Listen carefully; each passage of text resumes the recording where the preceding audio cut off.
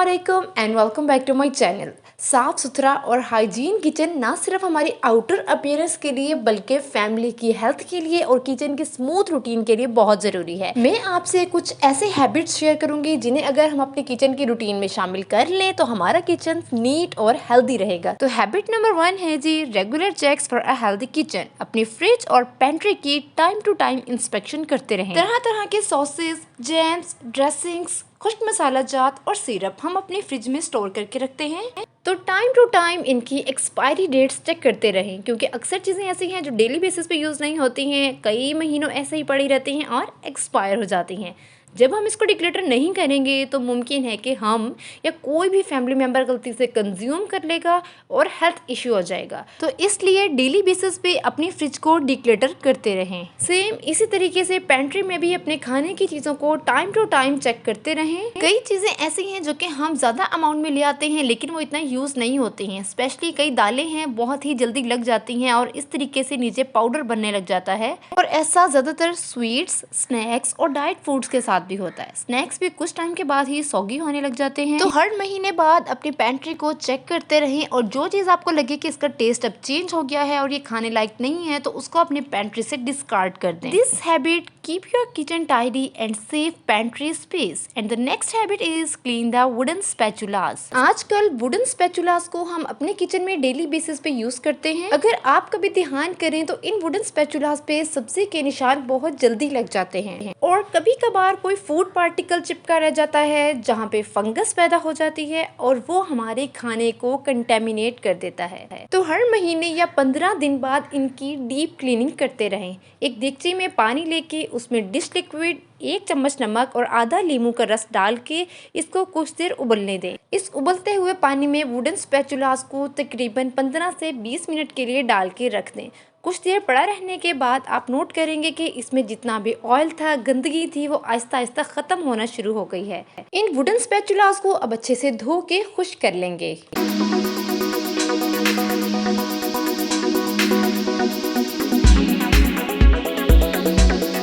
और इन wooden spatulas में जान या शाइन लाने के लिए कटिंग बोर्ड पॉलिश या ऑयल इन पे अच्छे से स्प्रेड कर दें। कुछ देर ऑयल इन पे लगा रहने दें। इसके बाद आप देखेंगे कि आपके वुडन स्पैचुलास एकदम न्यू और जर्म्स फ्री बन जाएंगे। नेक्स्ट हैबिट है यूज एप्रोप्रिएट टूल्स। रोजाना इस्तेमाल से माइक्रोवेव और एयर फ्रायर गंदे हो जाते हैं, इनमें तेल और स्पिल के स्टेन्स बढ़ जाते हैं और अगर डेली बेसिस पे क्लीनिंग नहीं करेंगे तो क्रॉस कंटेमिनेशन के चांस बढ़ जाएंगे। इस कंटेमिनेशन को कम करने के लिए एप्रोप्रिएट टूल यूज कर सकते हैं, जैसे कि खाना गर्म करते वक्त इस तरह के माइक्रोवेव सेफ प्लास्टिक या सिलिकॉन लिड को इस्तेमाल कर सकते हैं। इस लिड से खाने के बोल को कवर कर दें, जिससे ना तो खाना बाहर आएगा और ना ही ओवन में ऑयल के स्टेन्स लगेंगे। अनदर इम्पोर्टेंट हैबिट जो सबको फॉलो करनी चाहिए, अपने घर में हमेशा 2 सेपरेट गार्बेज बिन्स रखें और कोशिश करें कि वो लिड के साथ हो, क्योंकि गार्बेज बिन्स जब कवर होंगी तो मक्खियां और बाकी अनवांटेड पेस्ट्स उसके पास नहीं आएंगे। एक बिन रखें ड्राई वेस्ट के लिए जैसे कि पेपर, बॉक्सेस, प्लास्टिक वगैरह, और दूसरी डस्टबिन वेट वेस्ट के लिए। किचन का सारे दिन का वेस्ट उसी बिन में जाएगा। इससे गार्बेज सड़ने के चांसेस बहुत कम हो जाते हैं। And the next habit is thorough cleaning of sink. बर्तन धोने के बाद सिंक को अच्छे से क्लीन करना बहुत ज़रूरी है। अगर इस सिंक में बचा हुआ खाना लगा रह जाए तो वो आहिस्ता आहिस्ता सड़ने लगता है और इस सड़े हुए खाने से सिंक में काफ़ी स्मेल होने लगती है और यही स्मेल कीड़े मकोड़ों को और बाकी कॉकरोचेस को अपनी तरफ अट्रैक्ट करता है। सिंक के स्टेनर को अगर आप निकाल के देखें तो इसके साथ भी काफ़ी ग्रीस चिपकी होती है, तो टूथब्रश की हेल्प से इसको भी अच्छे से क्लीन कर लें।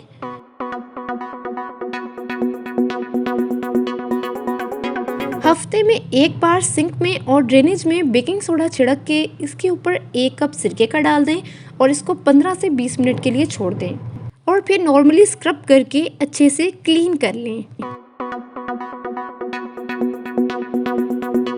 अब सिंक के ड्रेनेज में गर्म पानी डाल दें।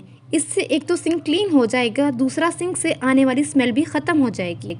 मक्खी मच्छर दूर रहेंगे और ड्रेनेज पाइप की भी क्लीनिंग हो जाएगी। अगर ड्रेनेज पाइप में कचरा फंसा है तो वो भी निकल जाएगा और क्लॉगिंग खुल जाएगी। नेक्स्ट हैबिट है जी सिंक एरिया ऑर्गेनाइजेशन। सिंक तो हमने क्लीन कर लिया, लेकिन सिंक के आसपास का एरिया भी जितना वेल ऑर्गेनाइज्ड होगा किचन भी उतना ही क्लीन लगेगा। सिंक के पास कई चीज़ें होती हैं, स्पंज, स्क्रबर और डिश लिक्विड। ये चीज़ें जितनी फैली हुई होंगी वो सिंक एरिया उतना ज़्यादा ही क्लटर्ड लगेगा। कोई भी सिलिकॉन की या प्लास्टिक की ट्रे लेके इन चीज़ों को मिनिमाइज करके प्रॉपर्ली ऑर्गेनाइज कर दें ताकि सिंक और किचन वेल ऑर्गेनाइज लगे। स्पंजेस में डेली बर्तन धोने की वजह से काफ़ी खाना चिपका रह जाता है, जो कि टाइम के साथ सड़ने लगता है और फिर काफ़ी स्मेल आने लग जाती है। हफ्ते में एक बार इन सब स्पंजेस को, स्क्रबर्स को गर्म पानी, डिश लिक्विड और बेकिंग सोडा की मिक्सचर में 30 मिनट के लिए रख दें। ऐसा करने से इसमें से जर्म्स मर जाएंगे और डिसइंफेक्ट हो जाएंगे। 30 मिनट्स के बाद इन सब स्पंज को और स्क्रबर्स को अच्छे से क्लीन कर ले। सारी स्मेल गायब हो जाएगी, जर्म्स खत्म हो जाएंगे और चिपका हुआ सारा खाना अंदर से निकल जाएगा और आपका किचन नो डाउट हेल्दी और स्मेल फ्री हो जाएगा। And the last habit is होब एंड चिमनी डीप क्लीनिंग। रोजाना की साफ सफाई जितनी ज़रूरी है, ओकेजनल डीप क्लीनिंग भी उतनी ही ज़रूरी है।